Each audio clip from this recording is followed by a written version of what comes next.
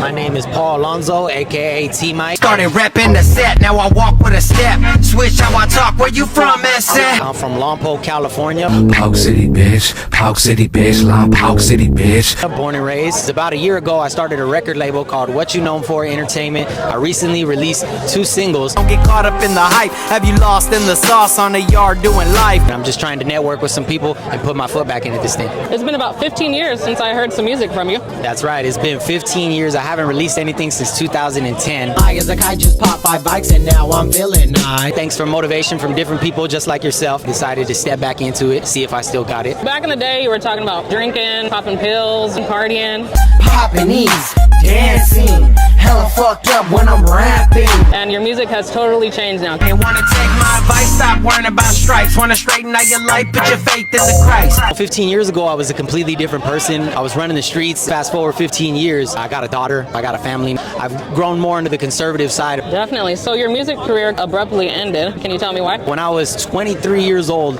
they sent me to the penitentiary for 5 years. And I had gotten a deal with Who Bangin' Records. And who all assigned to the label? Glasses Malone, Exhibit, Richie Rich, LBC Crew, Module, YG Soprano, L-Boy, Mitchie Slick, Young Hog. I was with a record label called VPR Records. Represent the rocket letter, could do it way better, plus I'm all about the cheddar, whatever. They originally put me out. I think as an artist, when you're doing this, you gotta be all in, and I fell. When I first got busted, I was doing the rapping thing from jail. If I'm not mistaken, I believe I'm the first person to ever record from Santa Barbara County Jail. I'm straight from the motherfucking county jail. These motherfuckers here won't give me no bail. I'm a gangbanger, homie, and you know what it is. I'm straight rapping for the South, and I ain't no kid. I bust a fool in his mouth, cause I'm from that South. I'm a real motherfucker, homie, hear me out. I got the CO staring, cause I'm on the phone, and I'm busting raps, baby, all night long. I'm up all night, like I'm up and on one. I'm up with the homies, and I'm still gonna get one. I'm out here, homie, and I'm doing the beat.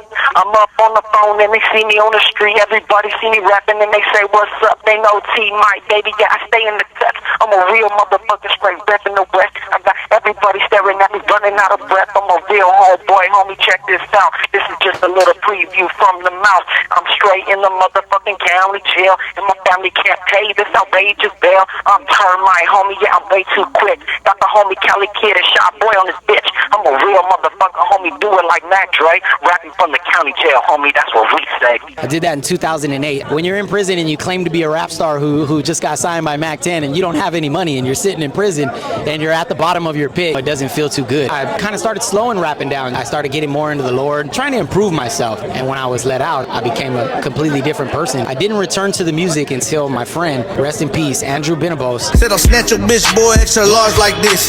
Yeah, they aight, but they ain't hard like this. I wrote a song for him when I got out of prison. That little small thing that he had me do for him, I believe that's why I'm here right now. Do you think that it wasn't meant to be at that time for your music career to take off? For sure. I've never really looked that far into the future. Here I'm forced to look years into my future because of this setback. Going through all that, it was really overwhelming, and it really made me feel like I had flushed everything down the toilet. You were kind of reckless at that time, so maybe it would have been all bad if you took off in your music career. I think about that all the time. I truly believe I wouldn't be the person I am today. We all need to go through things to grow, and I believe that was what that time was for me. But I believe everything is on God's timing, and for some reason, He sat me down. I felt like I was in my prime at that time. We had a good little buzz. From the town, there wasn't really as many as there is out there in Lompoc. It made me really feel like I was being bypassed by everything, and that hurts. If anybody out there is going through that, just trust the process. Sometimes you gotta take the back seat. Do you think gangsta rap impacts our youth negatively? Kind of stand in the middle, because I believe it can, and then I believe it can't. You know, I really believe that it has to do with the environment you're raised in, what you're shown, and who you're around. There's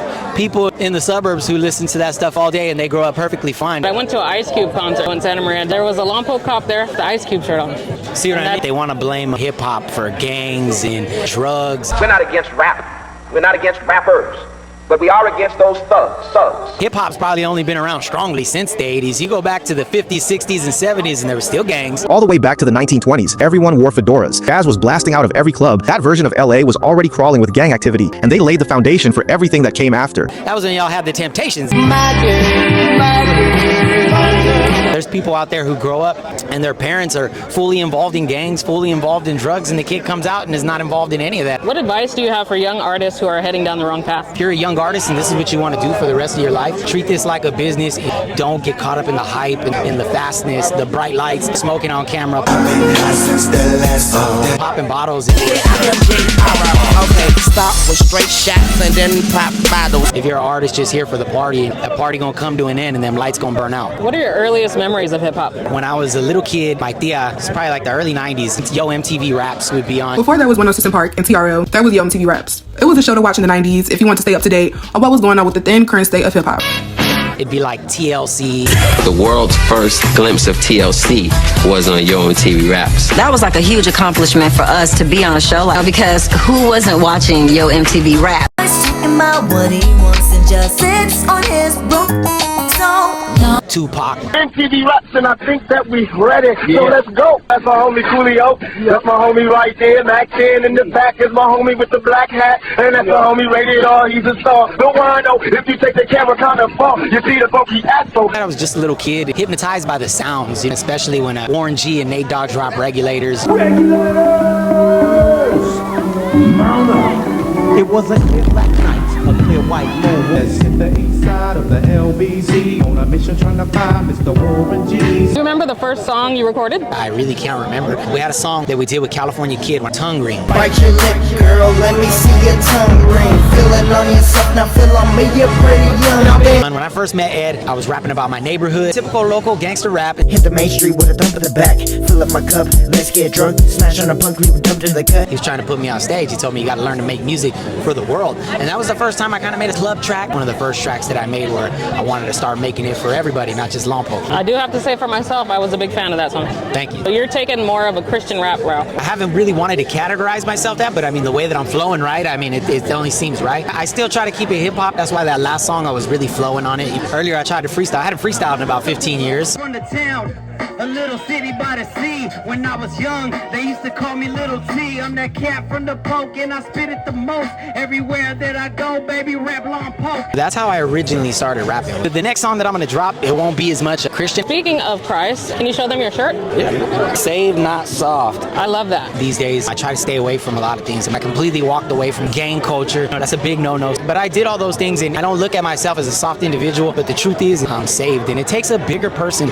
to do things for their family, for their community, for what is right. I think when people go to prison, they're choosing the streets over their families. Man, that is the God-honest truth. From the age of 13, I got out when I was 28 years old. Every single year, I caught a case. I was always in juvenile hall or county jail or prison, somewhere in between that. And when you do that for that long, your family can start to look at you a little funny. It starts to look like you love them people more than you love your own mom, more than you love your own brothers. And when I came home, my little brother, he was in high school, and I had missed so much of his life by then. And I remember he was like, "You think you could stay home? Those things are sticking with you. Am I really hurting them that bad?" The answer is, yeah, you are choosing them. I'm sorry to tell you, homie, you're choosing that hood over your own flesh and blood, choosing some colors. And when they put you in the ground, ain't none of them gonna be there. I promise you that. Mic drop. I want to give a shout out to Odyssey Visuals. Thank you for always supporting me. And I want to give a big shout out to my boy, Sean Daly. He's the engineer and the production behind my music. We're gonna keep dropping that heat. Much love, brother. Much love.